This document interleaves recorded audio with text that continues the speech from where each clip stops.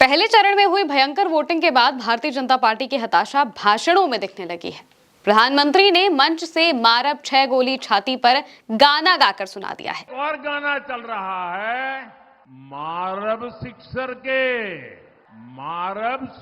के 6 गोली छाती में।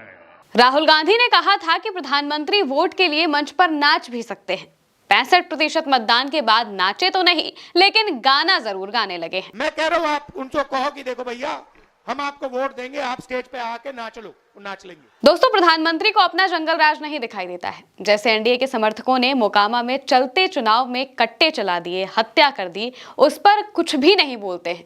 उसी तरह प्रधानमंत्री को अपने सुर सम्राटों का लुच्चापन और कट्टावाद नहीं दिखाई देता है। जिन पवन सिंह को मोदी ने अपना स्टार प्रचारक बना रखा है, वो भी सिक्सर की 6 गोली छाती में ठोक रहे हैं। रवि किशन लहंगा रिमोट से उठा रहे हैं। मनोज तिवारी बेबी बियर पी के नाच रही छम छम गुनगुना रहे हैं।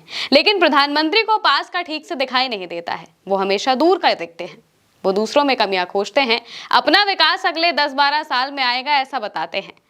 नरेंद्र मोदी ने जब से मंच से सिक्सर की 6 गोली छाती में गुनगुनाया है, तब से ही लोग उनको आईना दिखाने लगे हैं। नितेश कार्तिकेयन एक्स पर लिखते हैं, मोदी जी आज एक गाना गा रहे थे, मारब सिक्सर के 6 गोली छाती मेरे पावर होला।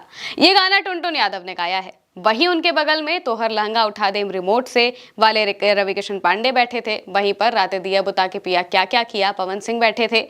वहीं पर फोटो लगा था बेबी बियर पी के नाच लगली छम छम वाले मनोज तिवारी का। मुहवा से दाब के चदरिया लहरिया लूटा ये राजा वाले निरहुआ भी बैठा था।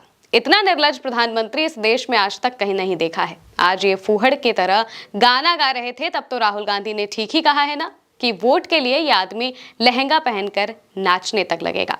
बस पब्लिक एक बार कह दे कि नरेंद्र मोदी लहंगा पहनकर नाचेंगे, तभी हम बीजेपी को वोट देंगे। गुजरात में दिया हुआ इस आदमी का एक भाषण दिखा दो जिसमें इसने 5 किलो राशन बोला हो, कट्टा और गाना का नाम लिया हो।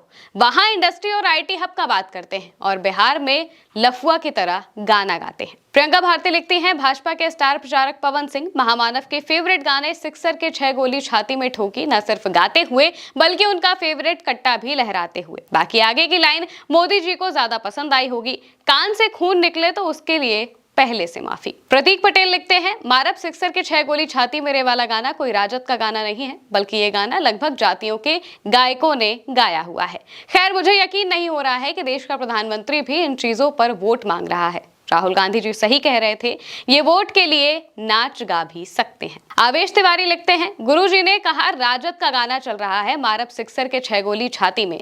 बीजेपी वालों का गाना भी गुरुजी को सुनना चाहिए।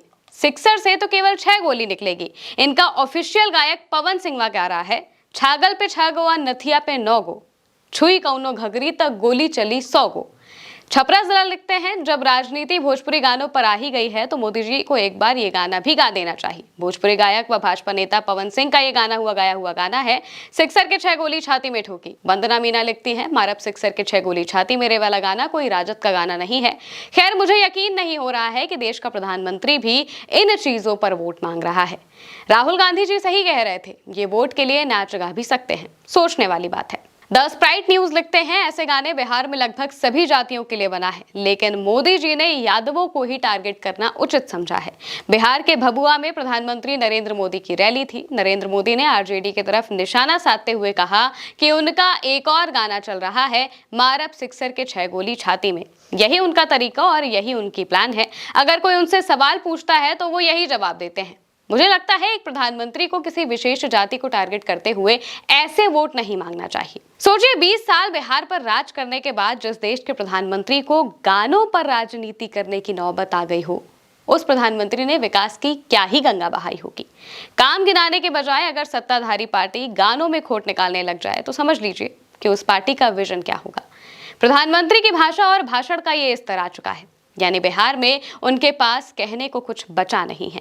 कोई एक मुद्दा नहीं है जिस पर टिककर प्रधानमंत्री नरेंद्र मोदी बिहार में अपनी सरकार बनाने की बात कह रहे हों। कोई एक मुद्दा नहीं है जिस पर टिककर नरेंद्र मोदी बिहार में अपनी सरकार बनाने की बात कर रहे हों। वो सिर्फ लोगों के मन में डर बैठाकर इस बार का चुनाव जीतना चाहते हैं। फिलहाल के लिए मेरे यानी कि महिमा के साथ इतना ही। नमस्कार।